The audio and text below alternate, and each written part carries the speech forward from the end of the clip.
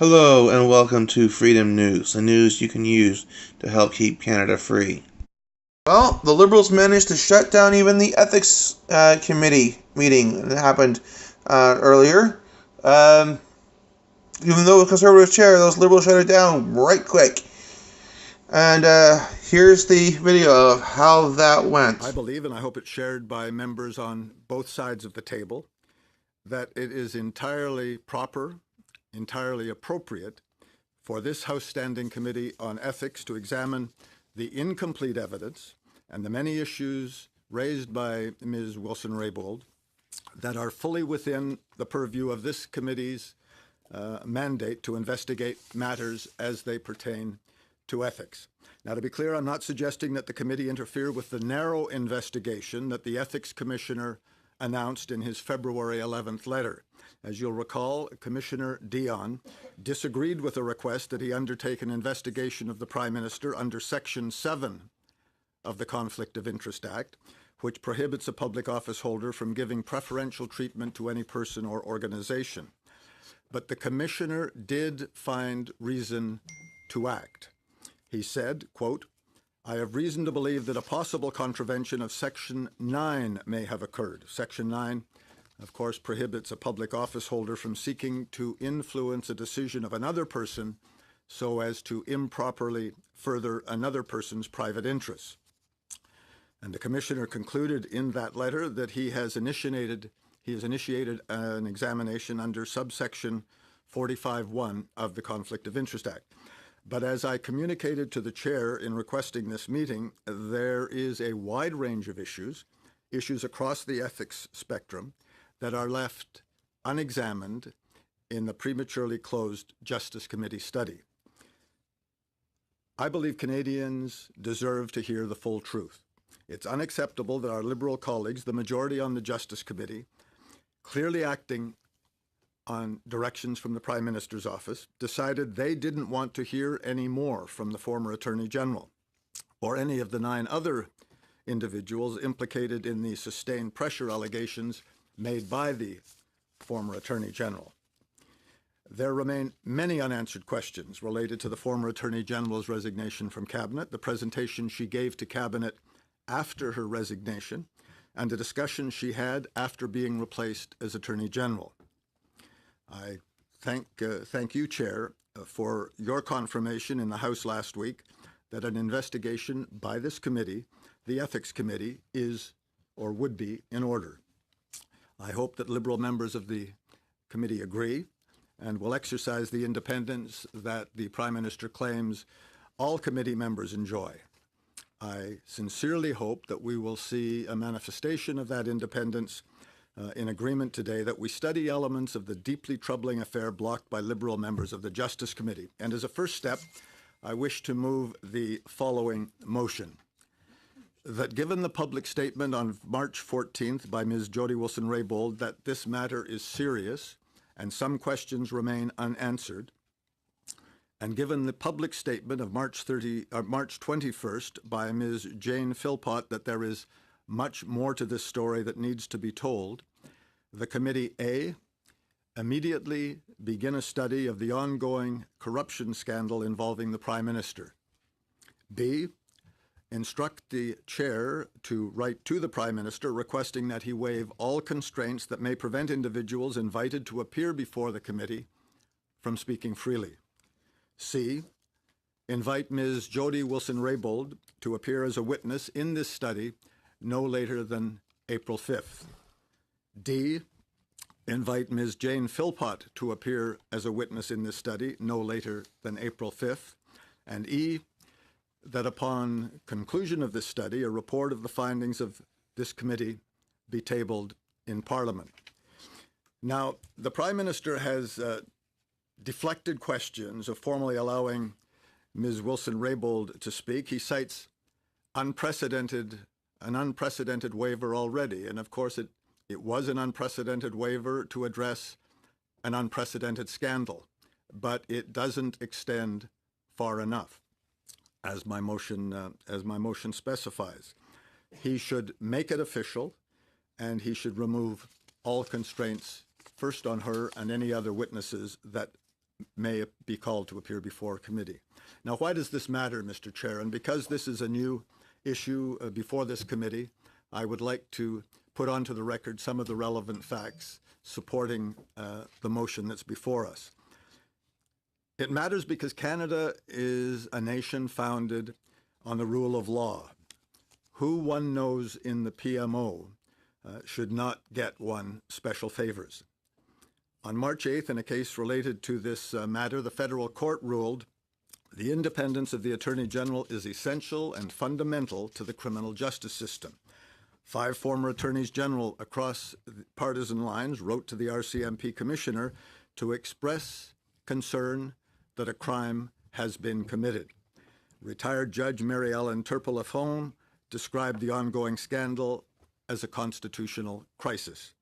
The head of the Canadian Civil Liberties Association and former Ontario Liberal Attorney General Michael Bryant said, "A lot of police officers have laid a lot of obstruction of justice charges on a lot of ordinary Canadians with a lot less evidence than this." I will remind the committee, those that might not have viewed Ms. Wilson-Raybould's original testimony before the Justice Committee, of some of the things that she said. Quote, "For a period of approximately 4 months between September and December of 2018, I, Ms. Wilson-Raybould, experienced a consistent and sustained effort by many people within the government to seek to politically interfere in the exercise of prosecutorial discretion in my role, her role, as the Attorney General of Canada, in an inappropriate effort to secure a deferred prosecution agreement with SNC-Lavalin." Another quote, "The conversation that I had where they became very clearly inappropriate was when political issues came up, like the election in Quebec, like losing the election if SNC were to move their headquarters." She said as well, "There were express statements regarding the necessity of interference in the SNC-Lavalin matter, the potential of consequences and veiled threats if a deferred prosecution agreement was not made available to SNC." And Ms. Wilson-Raybould said, "I had determined that I was not going to issue a directive. It was inappropriate to interfere with the discretion of the Director of Public Prosecutions, and having made up my mind, her mind, taking into account all of the information again, for those who know me," she said, "I was not going to change my mind." There were other quotes, again, in her testimony. She said, for example, quoting the former Principal Secretary in the Prime Minister's office, Gerald Butts, saying, "There is no solution that doesn't involve some interference." She said that, in quoting Katie Telford in the Prime Minister's office, "We don't want to debate legalities anymore." She said that she testified that she spoke to Minister Morneau on this matter. "I told him," she said, "that engagements from his office to mine on SNC had to stop, that they were inappropriate. They did not stop." She said, and I quote, PMO advisor Matthew Bouchard said, "We can have the best policy in the world, but we need to be re-elected." Now, Mr. Speaker, we have seen on numerous occasions in the past almost 2 months now, the Prime Minister change the story, to change the excuses that he offers for why there was what he considers to be appropriate interference, which the former Attorney General rejected as inappropriate. The Prime Minister has claimed thousands of jobs were at risk if SNC-Lavalin were to be convicted. This was debunked by academics, and it was widely panned as a naive assumption at best, or a falsehood, or manipulation at worst. And of course, we heard from SNC-Lavalin's Chief Executive Officer Neil Bruce that the suggestion of 9,000 jobs could disappear if SNC is blocked from a deferred prosecution agreement. He said, "That's incorrect, and we've never said that." Now, is there more information, in fact, for this committee to hear on the matter? Well, on March 14th, Ms. Jody Wilson-Raybould said, "This matter is serious, some questions remain unanswered. On March 21st, Ms. Jane Philpott said that, quote, "There is much more to this story that needs to be told." And she said, "I believe the former Attorney General has further points to make. I believe that I have further issues of concern that I am not free to share." Now, we know that the story has changed many times, as I said, over the past almost 2 months. The most recent and I think disgusting act of desperation from the Prime Minister's office, or from someone who at one point was in the Prime Minister's office, came out yesterday with a leak of highly sensitive, confidential information, smearing a highly respected member of the judiciary in an attempt to distract from the Prime Minister's attempted interference in a criminal trial and a cover-up of that attempted interference. We heard from the Chief Justice of the Manitoba Court of Queen's Bench regretfully being forced to come forward to make a statement, having been drawn into this sorry affair, to say, and I quote, "I fear someone is using my previous candidacy to Supreme Court to further an agenda unrelated to the appointment process." And Chair and colleagues, this breach of the confidentiality of what is supposed to be a highly confidential judicial appointment process is serious enough to require an investigation on its own. But it is part of this, and it is included in, again, the widely changing, continually changing story of from the Prime Minister. This sort of leak, we've been told again by experts in law in the past couple of days, that this sort of leak could compromise the integrity of judicial appointment process. It could compromise the integrity of institutions, and potentially could compromise the integrity of sitting justices. Now, I'm sure that my Liberal colleagues, and I respect them, we've worked well together on a number of difficult issues in the past couple of years in creating studies within the broad purview of our ethics committee's various mandates. I know they've heard, I certainly have, from my constituents about concerns, and I'm sure that they will continue to hear from their constituents, as I expect I will, until all of the facts are out, until this matter is resolved. And Chair, just to wrap up my first intervention, I must say, and I compliment the Liberal Vice Chair of this committee in his op-ed commentary today in a Toronto newspaper, where he said, outside of 3 categories of whipped votes, a member of Parliament should be free to register their disagreement with the Liberal government on matters of policy and principle, and to remain in the Liberal caucus.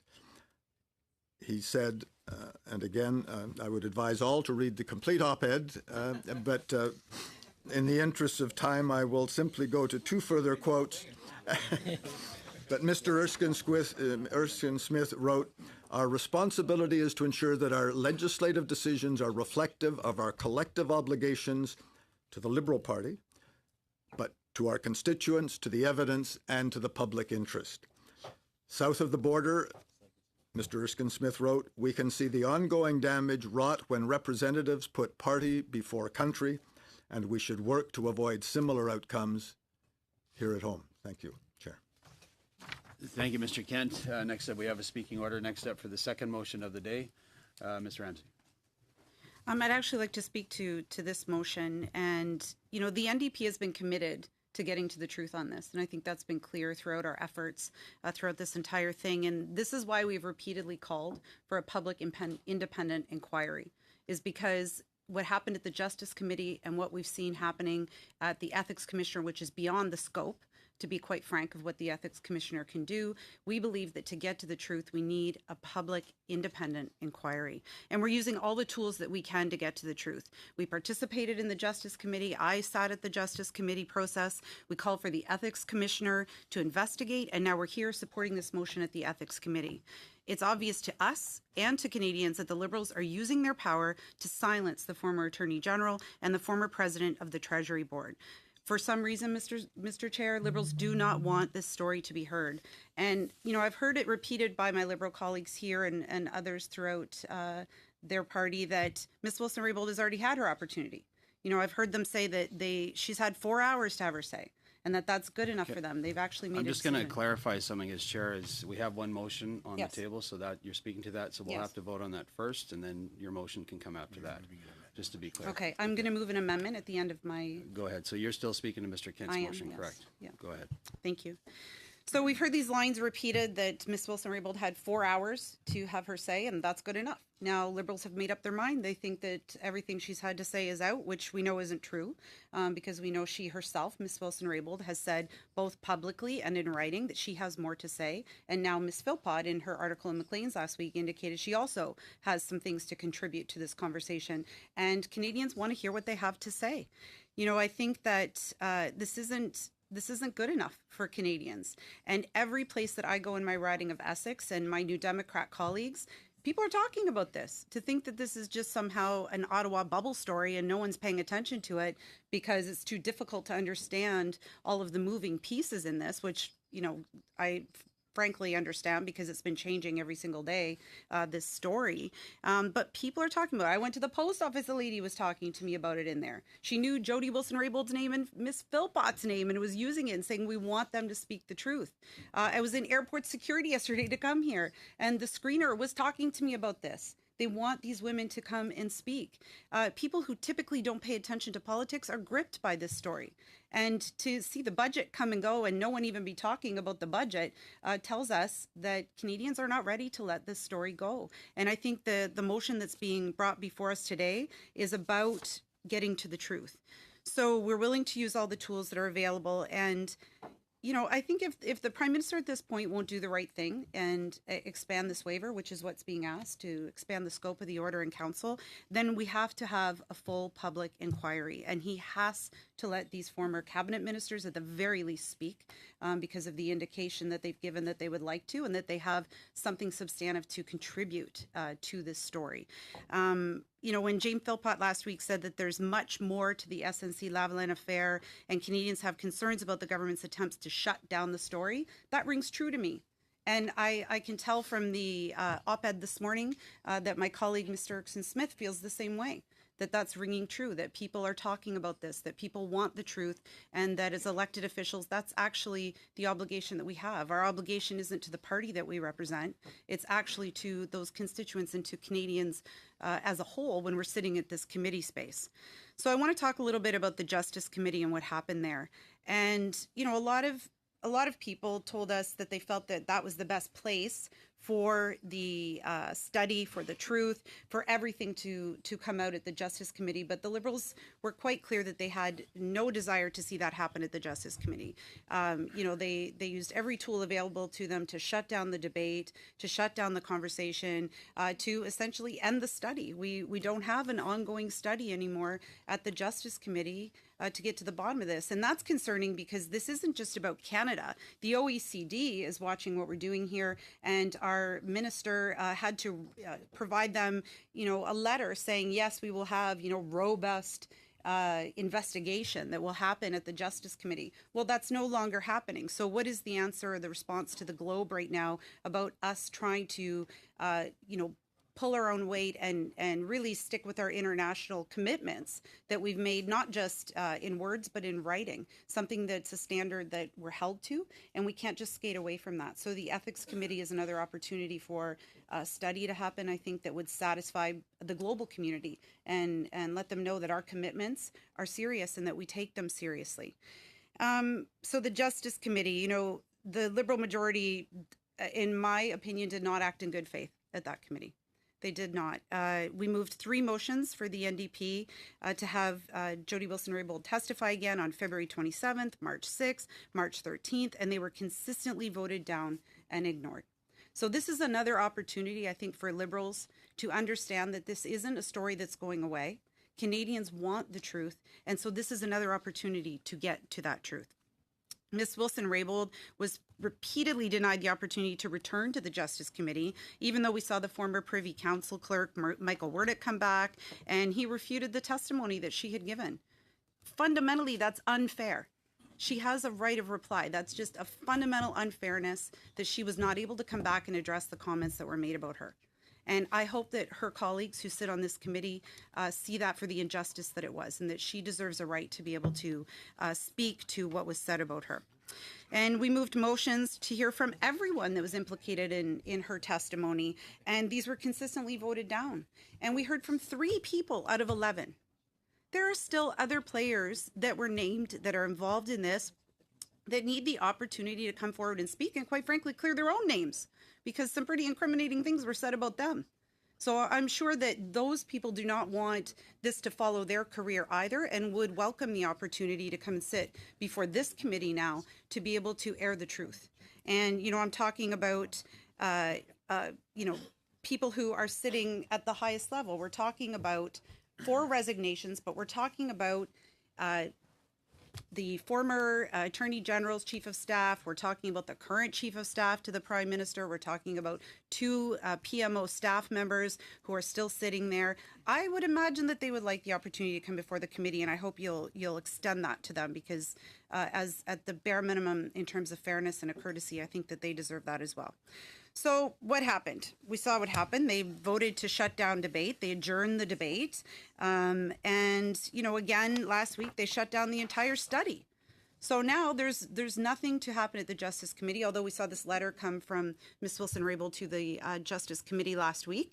That was in direct response to questions that were asked by Mr. Rankin during her testimony. So she will provide some of the documents and the text messages that were requested of her. She alluded to a report in her letter. There is no such report. There's no report to come from the Justice Committee, because the Liberal members on the Justice Committee have shut any opportunity for that down. So there's nothing going forward there. And again, we have to understand that Ms. Wilson-Raybould, you know, will only be addressing those direct questions that were asked of her in her response. But the question I think that's outstanding is why the Liberal members on that committee did not want to get to the truth. And so I hope that the Liberal members on this committee, who do hold the majority here, are really seriously considering what has been happening around our country, and the fact that this isn't going away. Every single day there's a new bombshell that's coming out in this, and the best path for all of us is to go to the truth. When the truth comes out, then we can deal with the fallout of that. But as long as you continue to block, and I really sincerely hope that won't be the case here today, that there won't be a movement to adjourn, there won't be a movement to go in camera, that there won't be an attempt to once again put things behind closed doors that Canadians are strongly indicating they do not want to see. I want to address a comment that was made, and it's been a theme, a very horrible theme, I think, of this entire thing, and it's been the attempt to smear these very credible, intelligent women. We saw certainly a smear campaign against Ms. Wilson-Raybould that continued yesterday, to be honest, in this debacle of, you know, somehow, again, this frame that she's difficult, that she was, you know, difficult to work with. If she's so difficult to work with, then why was the Prime Minister offering her the Indigenous file, which by his own admission is the most important relationship that exists? So, you know, this doesn't hold water, that she's difficult, but we're going to give her the best file, the most important file that we have. You know, this doesn't add up, and Canadians can see through these attempts. But what Ms. Sgro said shocked people, I think, on the weekend, when she said that she wanted Ms. Wilson-Raybould and Ms. Philpott to put up or shut up. First of all, I don't know who speaks to their colleagues that way. I can tell you that my colleagues in the New Democratic Party would never speak to me in that manner. That's misogynistic, that's sexist, and coming from a woman, a senior woman, is even more shocking. I hope that you'll address this issue with your colleagues. She needs to issue an apology.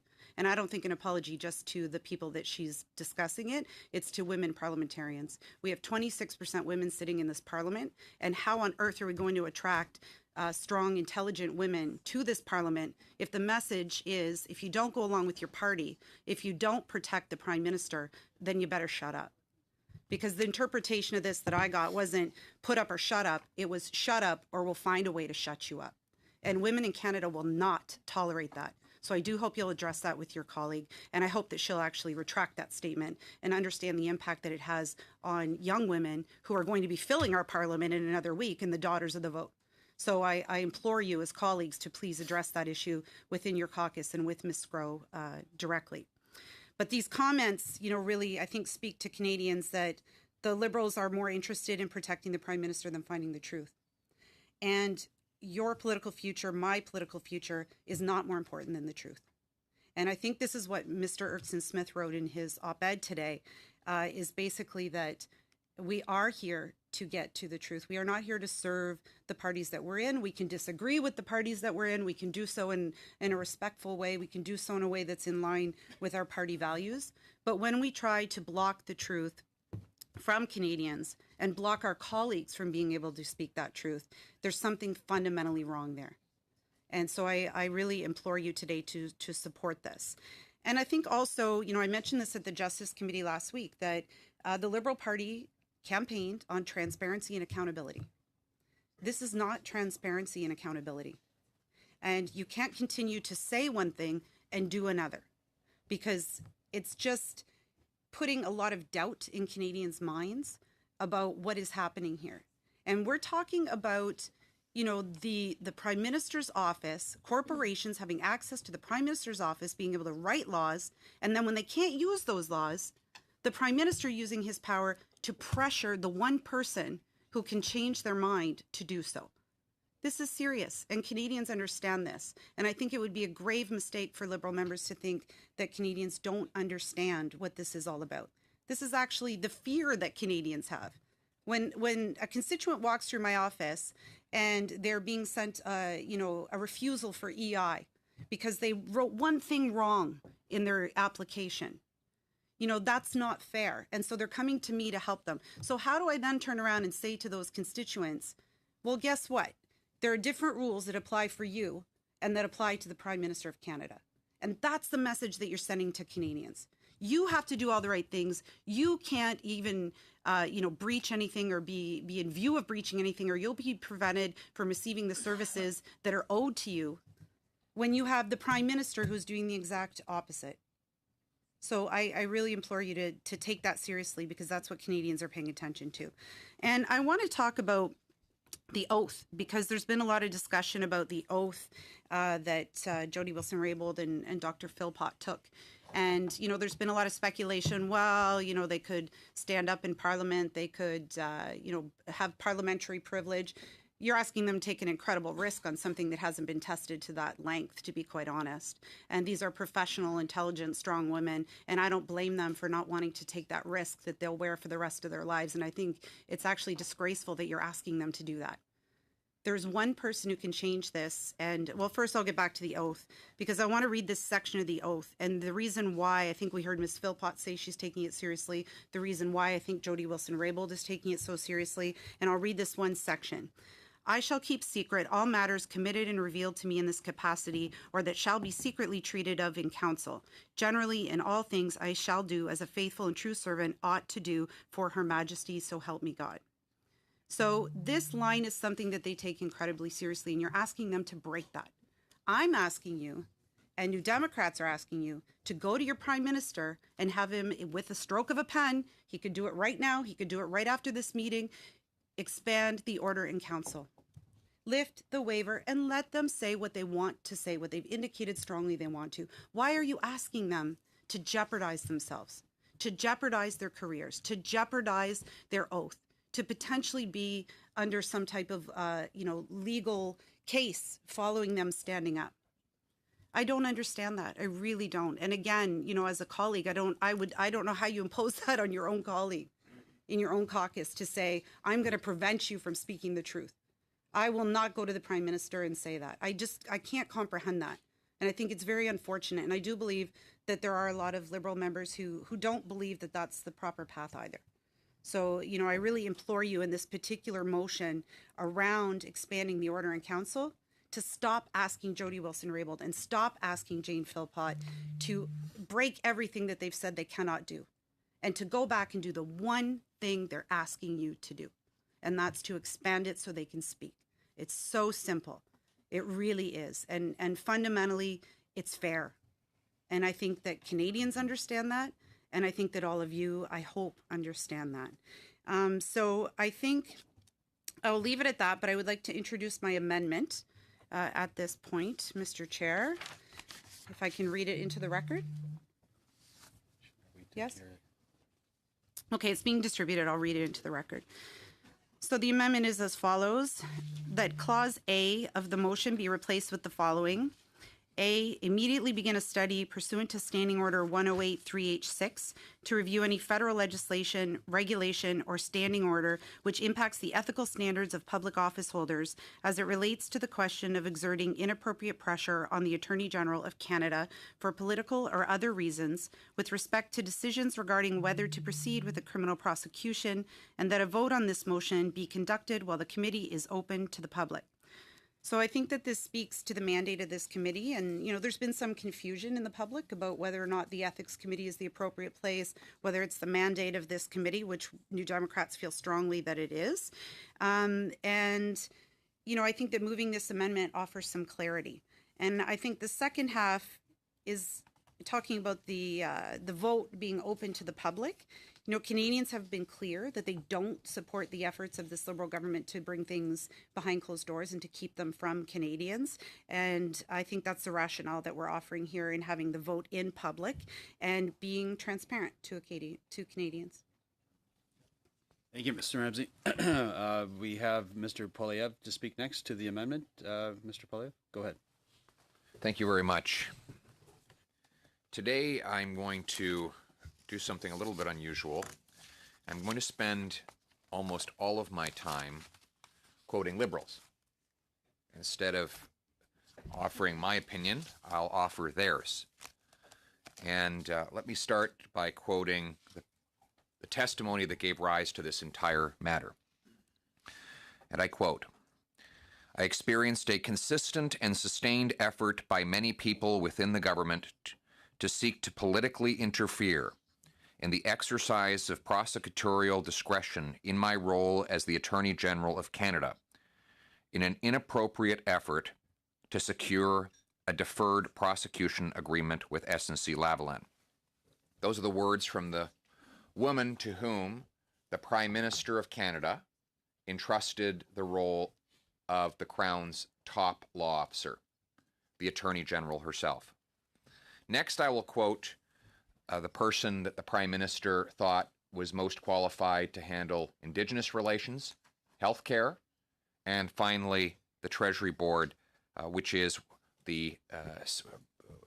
one of the central agencies of the Government of Canada. She wrote, "I felt there was evidence of an attempt to politically interfere with the justice system in its work on the criminal trial that had been described by some as the most important and serious prosecution of corporate corruption in modern Canadian history."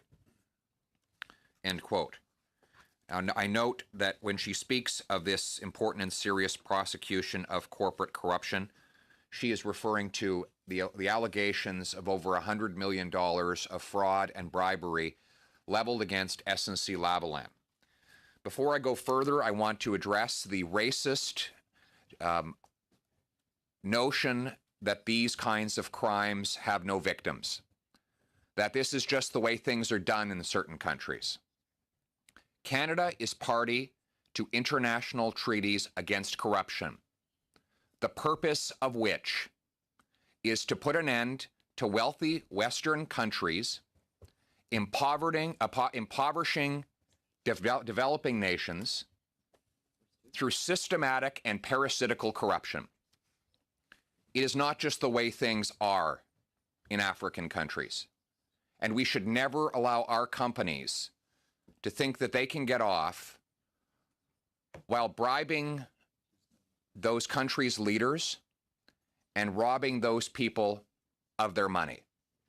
And that is exactly what SNC-Lavalin is accused of. It stands accused of bribing Libyan dictator Muammar Gaddafi with a whole series of gifts, including prostitutes for his son, in order, in return, to extract $100 million from among the poorest people in the world.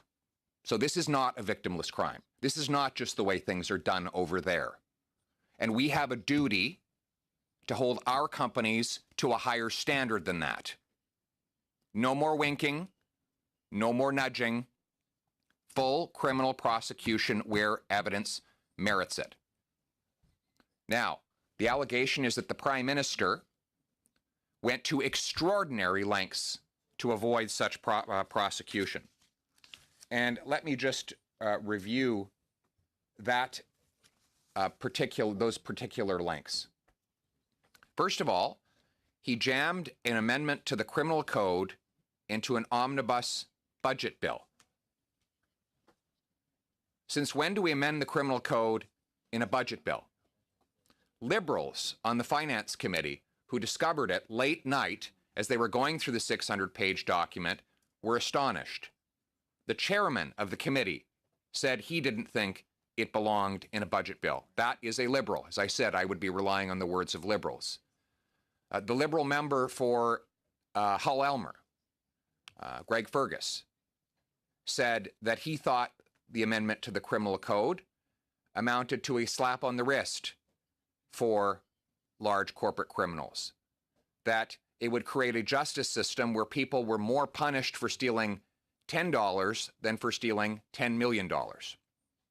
All that being said, the amendment became law. And after it did, the Prime Minister's office engaged in, again, what Liberals describe, and I'm going to quote some words here. Some of them are verbs, some of them are nouns. Harassed, hounded, veiled threats, bullying, and more. These are the words that I'm taking from current members of the Liberal caucus. Up until recently, among the most senior ministers in the Prime Minister's government. If Liberals now say that the people who uttered these words have no credibility, well, they weren't saying that only 2 months ago when these same people were actually administering large departments with immense power. So I come back. What would motivate a Prime Minister to engage in this kind of activity? To amend the criminal code to help a company get off charges, to then engage in sustained and consistent interference, to harass, hound, issue veiled threats, and carry out bullying. What would be behind that move? Well, originally, we were told it was jobs. That if the company didn't get off the charges, that it would 9,000 jobs would disappear and the headquarters would move. Well, just days ago, the CEO of SNC-Lavalin said both of those claims are false. And let me show the discrepancy. The Attorney General says the Prime Minister twice claimed to her that the headquarters of SNC-Lavalin would leave if she did not immediately help shelve the charges against the company. Prime Minister has later denied making that comment. Unfortunately for him, he had repeated it at his press conference on March 8th, where he said, "We had heard representations from various sources, including the company itself, that this was an issue of deep concern to them and that the trial would potentially have consequences as dire as the company having to leave Canada altogether." He claims the company told him that. Well, Neil Bruce, the CEO, let me quote what the Toronto Star said in December. CEO Neil Bruce also insisted the company is committed to remaining headquartered in Montreal. We absolutely want to be based here in Quebec, here in Canada. BNN asked him, did you threaten to move your headquarters from Montreal? No. Never? No. Mr. Bruce, I don't know what people make up or why or what they have in their minds. So the Prime Minister said the company headquarters would be gone if the charges proceeded. And now we know from the company itself, from the statements by the CEO, I might add also from public filings showing the company has to stay in Montreal as part of a loan agreement, and from public press releases showing the headquarters is signed in for a 20-year lease in Montreal, and that headquarters has just recently been renovated to keep its employees in Montreal. We now know that the Prime Minister's claim that the headquarters and the company would leave Canada was patently false. So it wasn't about jobs, which raises two additional questions. One, if he wasn't protecting jobs, who was he protecting? And two, Mr. Chair,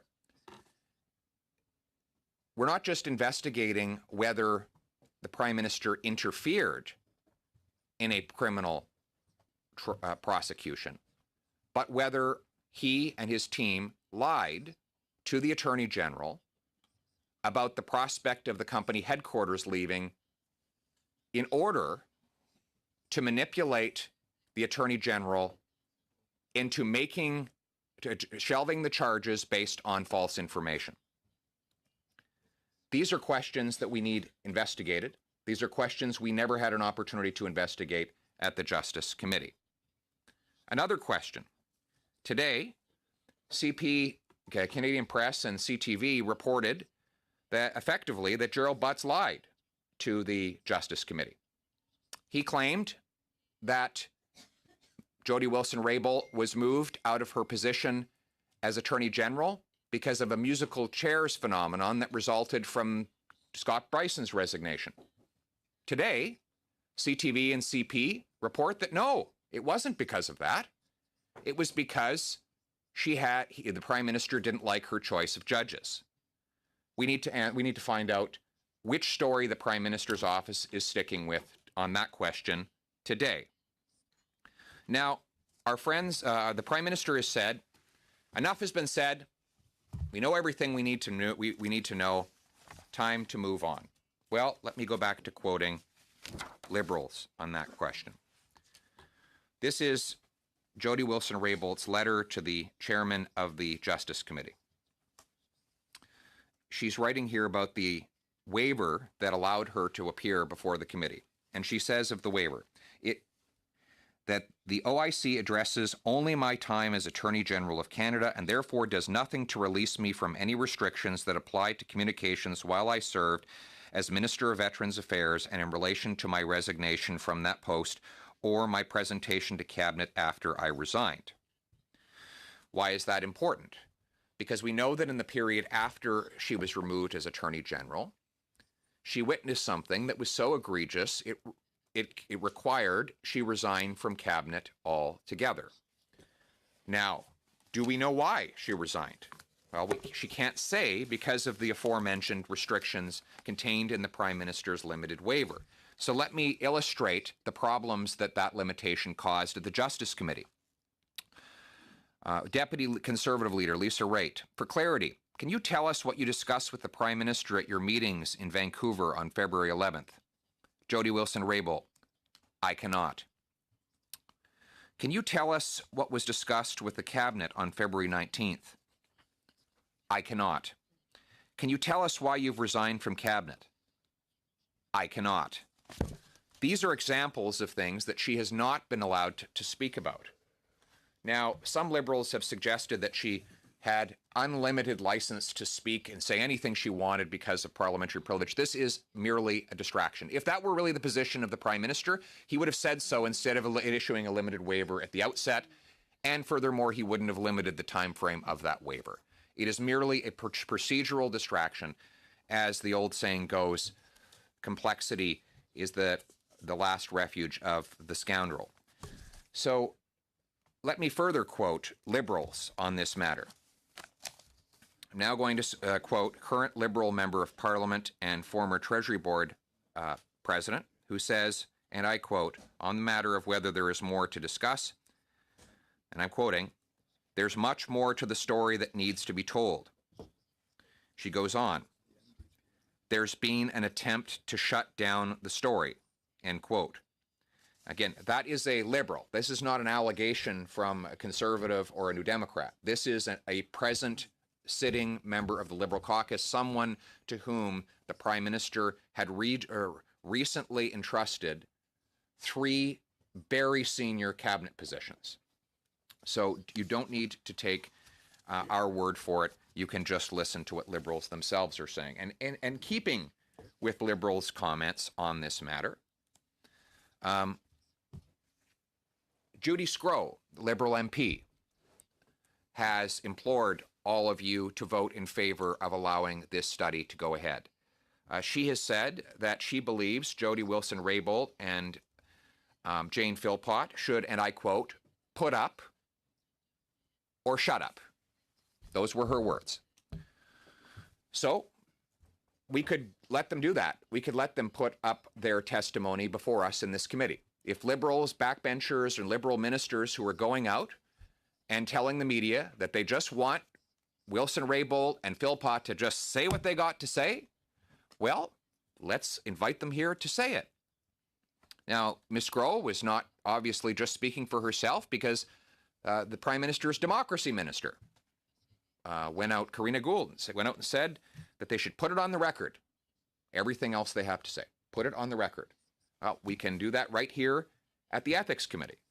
So if these Liberals, including a current Liberal cabinet minister, are being honest and sincere, and they really want to give Jody Wilson-Raybould and Jane Philpott the ability to put up or shut up, or put it on the record, as they've said in their own words, then Liberal members should honor the wishes of Ms. Sgro and Ms. Gould and vote in favor of letting them do that. So the decision for Liberals representing the Prime Minister on the committee today is this: are you going to put up or cover up? Thank you. We'll go back to Mr. Kent to respond to the amendment to the motion. Thank you, Chair. And I'd like to thank Ms. Ramsey for proposing certainly what I consider to be a friendly amendment to the motion, and Conservatives will accept that proposed amendment to the motion and vote for. So we'll go to Mr. Erskine-Smith to respond to the amendment. Go ahead. Mr. Blakey, of course, I'm not just going to let people quote Liberals. I'll say something myself. Although Mr. Kent and Mr. Poilievre, you sound great quoting Liberals in comparison to your normal selves. In jest. I want to start actually by agreeing with Mr. Kent. It is outrageous that there's a leak with respect to the Supreme Court judicial appointment process, and without question, that kind of leak undermines the confidence in the judicial selection process and appointment process. So I think people from all parties ought to condemn that kind of thing. Completely inappropriate. I also want to acknowledge, I've voted for a more public-facing inquiry to get at the truth, but I think everyone on this side cares at getting to the truth. It's just a question of how we can best do that. And so you'll remember, Mr. Kent, informally when the SNC story started in the news, I had come to you and come to Mr. Angus and said, is this something that you think we would look into? And I think if at that time, before justice was seized with it, if at that time we had seized it instead, we would have absolutely been an appropriate forum, and then the waiver would apply to this committee. And I can speak for myself. I don't know that it would have been closed down quite so quickly. But the fact of the matter is we are where we are now, and the waiver does not apply to this committee. And more than that, I didn't hear anyone say today already that Ms. Wilson-Raybould has written a letter to the Justice Committee and said, not only do I have more to say, but I am going to say it. And no one is going to hold her back from writing a submission to justice, providing emails and text messages, and having spoken with Mr. Housefather and also seen his public statements, I understand all of that information is to be made public. And so for me, in my previous lifetime as a lawyer, we would call motions like yours, Mr. Kent, premature. But to me, it makes far more sense to see what is said in that public statement, to see how justice reacts to that, frankly, and whether they think any of that new information is something worth reconsidering their previous decision to close off their study, and for us to, if necessary, revisit this conversation. But frankly, at this time, Justice is seized with it, the waiver applies, and there are more documents forthcoming to Justice, it seems like we're getting a little bit ahead of ourselves at this committee when even if we had Ms. Wilson-Raybould and Ms. Philpott sitting there, I know because they take their oath very seriously, having spoken to them both, that they're not going to be able to say anything to our committee because of the oaths that they've made and because the waiver doesn't apply. And even if a similar waiver applied to our committee, we'd be relitigating, with Ms. Wilson-Raybould in particular, we'd be relitigating the very same information that she's providing, not only that she provided in person, but that she's now going to provide in writing.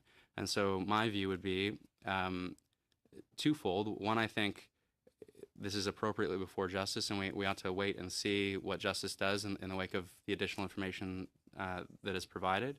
And two, and not everyone here today has been part of our inquiry into Cambridge Analytica, but I've said this publicly in interviews already. I have not found committees like ours to be very effective at conducting inquiries. When we had AIQ come before us and they provide written documents, the ability for our committee to do the work of effectively a commissioner, it was very important for us to do that kind of work and to pass it off to the privacy commissioner, but for us to conduct that inquiry ourselves, we clearly ran into roadblocks and were unable to proceed based on our inability to compel documentary production in the same way, our inability to revisit testimony in the same way. Frankly, the tools we have at our disposal are more cumbersome, and the privacy commissioner was well placed to pursue that further. In this case, what can we do if we want to get at the truth as far as this committee is concerned that is within our purview? Well, the ethics commissioner reports to us, and the ethics commissioner has undertaken, as I understand, in a letter to Mr. Cullen and to Mr. Angus, that he's proceeding with an investigation.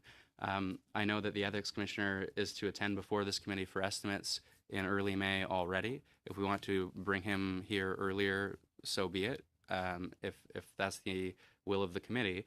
But certainly I think it's fair for us to ensure that the ethics commissioner has the tools, resources, and mandate to do his job effectively and to do his job in a timely fashion such that we are able to get at the truth. When I voted the way I did for a more public-facing inquiry, it was because I did not think that committees were best placed to do this kind of work, and I thought that an independent, nonpartisan, commissioner-style process was much more effective. And if the ethics commissioner doesn't have a full mandate to do this kind of work, we can ask those questions. We can ask him about the limitations that he might have to his mandate, and he can express concerns if he has any. And I think that fundamentally is the job that this committee should undertake with the current waivers as they apply and with the status quo as it is. And if additional documents and testimony are produced that would make me change my mind, then so be it. But as I say, I hate to be technical, but I think the motion is premature. Thank you, Mr. Erskine-Smith. Thank you, Mr. Chair. I want to address some of the things that have been said by my colleague. First of all, that it's, maybe not the appropriate place at this particular committee. And I want to again reiterate that the Ethics Committee deals with lobbying. And at the heart of this story, what we're talking about is extensive lobbying from SNC to influence the Prime Minister, the Finance Minister, Michael Warnick, to intervene and to go to the former Attorney General to pressure her to change her mind. So lobbying is absolutely within the scope of this committee, and I believe that it really does firmly belong in this committee as a study. Committees may not be the best place to hear this, and I completely agree that the gold standard is the full public independent inquiry. But if the Prime Minister was going to do that, he would have already initiated it. We are seeing clearly that that's not going to happen. If it was going to happen, we'd have it launched. This is 7 weeks of torture for Liberals. Every single day, the story changes and becomes worse. If you truly believe that the Prime Minister wanted to have a full independent public inquiry, we would already see evidence of that. Canadians would already see that.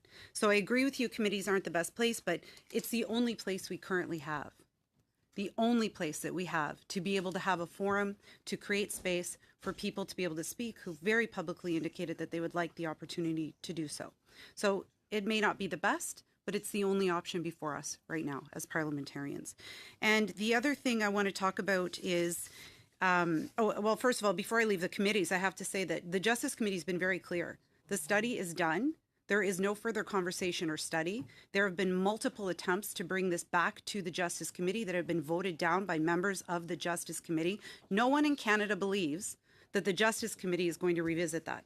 And I say that as a member of the Justice Committee, as vice chair of the Justice Committee. There is absolutely no indication that they will entertain any further conversation. The letter from Ms. Wilson-Raybould to the Justice Committee is very narrow in what it represents. She was asked a direct question by Mr. Rankin during her testimony, and the letter that she has sent is a response to that direct question. It's very limited. I do not believe that we will anticipate some big, long, full statement from her coming to the committee. She has indicated she will provide the text messages and the emails as was requested of her by Mr. Rankin. That is what we can expect to see inside of that communication, if you will. But that communication will land at the Justice Committee and nothing will be done with it. There is no study that indicates that something must be done with it. There is no will towards doing anything with it. It will come, but how meaningful will that be if there's just simply a letter that becomes public? What I think is going to happen is it will raise even more questions than we currently have. So the idea that this letter is going to clear everything up, I think is not the case at all. And I think it's being taken out of context in the spirit that it was delivered. I mean, she even references a report. There's no report. There's no study at Justice Committee, so there's no report to come forward. The Justice Committee is not going to revisit it. I think that Canadians understand that and see that clearly. And as a member of that committee, I'm telling you that I do not believe there will be any further efforts at the Justice Committee in terms of this particular focus. So we land back at Ethics Committee, which is just another space for us to have this study. And it's entirely appropriate. It's entirely appropriate to have that here, regardless of what she may say. And if there isn't an order in council for this committee, then I'm certain that Liberal members can go to the Prime Minister and say, we need an order in council for the Ethics Committee, and we need for you to expand it. Don't limit it in a way where it leaves so many questions unanswered. And you have your own members who are going out publicly and saying, there are things to say beyond this scope, please let us say them. I think in the interest of fairness, that you should pursue the study here. You should allow the study here is really what we're talking about, let's be honest, because you hold the majority of the votes and we all can count.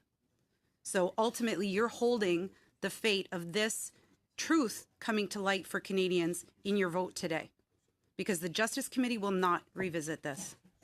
Multiple attempts from the opposition parties there to see that happen. And we're left with what other options? Other committees where Liberals have majorities, where you will continue to listen to, I think, very reasonable arguments that any reasonable Canadian can see a path forward on, and yet vote along your party lines in order to support your Prime Minister and keep the truth from Canadians. So I would like you to consider those things, because I really believe that all that we have at this point is this committee. And, you know, when you were like, Liberals have been out talking about parliamentary privilege, they can just stand up, they can just say this.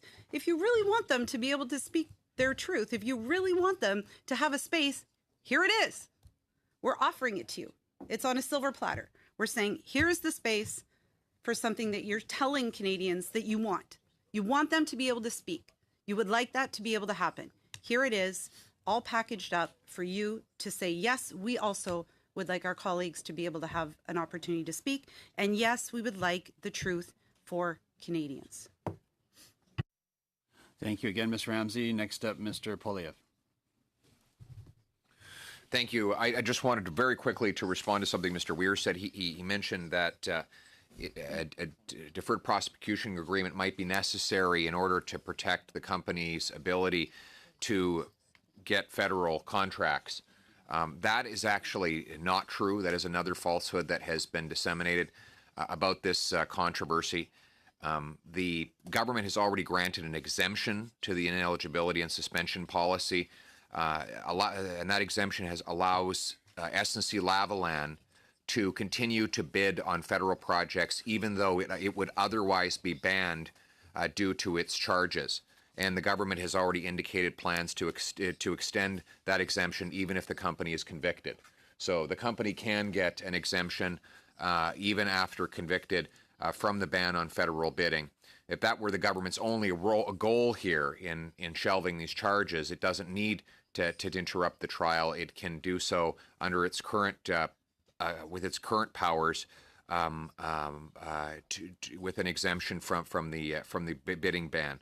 But to Mr. Erskine Smith, he mentioned that the motion is premature, that we ought not hear from Jody Wilson-Raybould until such time as she's had her chance to submit her additional documentary evidence to the Justice Committee. We would be prepared to amend the original motion to read that she would appear here within a week of having submitted additional documentary evidence to Justice. That would solve the problem that Mr. Erskine Smith is worried about. It would ensure that her documentation is received by committee, published by that committee's chair, available to all committees around all members around the table, and that way we would all be dealing with the most up-to-date evidence when the hearings go ahead. So I know I don't control the speaking list, but I'd invite Mr. Erskine Smith to respond to that compromise. Okay, so we do have the amendment before us. I guess it's a friendly amendment to the amendment, to the motion. And he has asked, and we have Mr. Kent up next, but would you like Mr. Erskine Smith to respond first? Go ahead, Mr. Erskine Smith. To the extent that it makes sense to consider this question on a later occasion, it would make far more sense, in my view, to see the documentary production, see what is said, see if there is anything new there substantively that needs to be addressed, see how justice reacts to that. And I take, Ms. Ramsey, your concerns to heart, but it's still appropriate, I think, as far as our parliamentary colleagues are concerned, to see how they react and where that committee is properly seized with it, and then to make a determination. I don't think it makes any sense today to make any determination when we don't know what is to come. And so, Mr. Kent, if you want to have this conversation again down the road, but my view, as I've expressed, is we are going to have the ethics commissioner sit right here, and we're going to be able to put to him questions about limitations or problems or problems with insufficient resources, problems with his mandate, or if he is sufficiently tasked with this. And those are the questions I think that this committee should be seized with right now, absent new information that we don't know yet what is to come.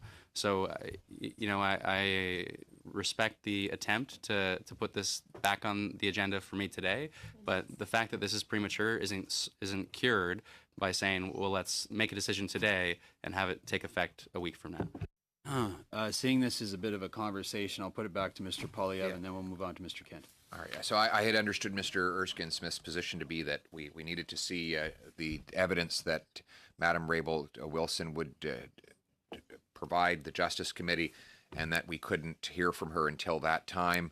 So I think I had a solution that would allow us to do that. I still think we unfortunately we don't appear to have support for that compromise. That said, I think we should vote on the motion and the amendment here and give Liberals an opportunity to either put up or cover up as is their option, as are their options.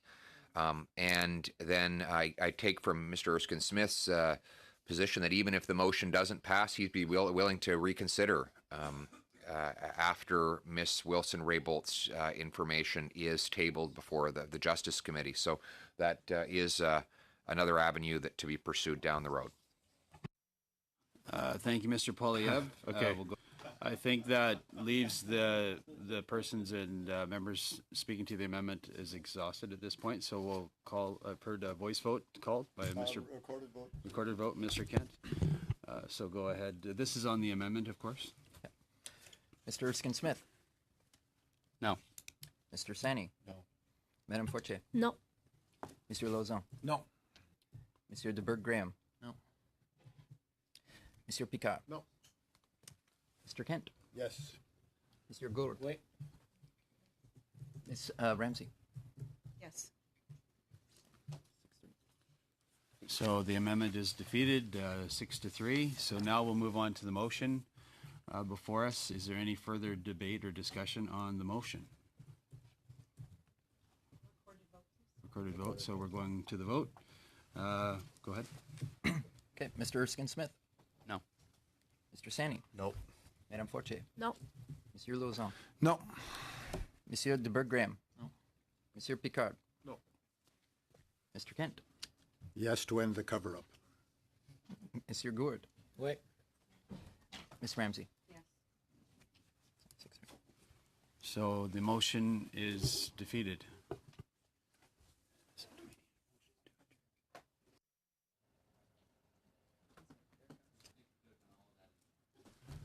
So any further discussion before us today, before committee? Is there any further discussion? Any further discussion? I see none. We're adjourned. Thanks for coming, everybody. Well, that's all I have for today. Like if you like, share, comment, and of course, subscribe. And remember, working together, we can help keep Canada free. Thank you, and have a good day.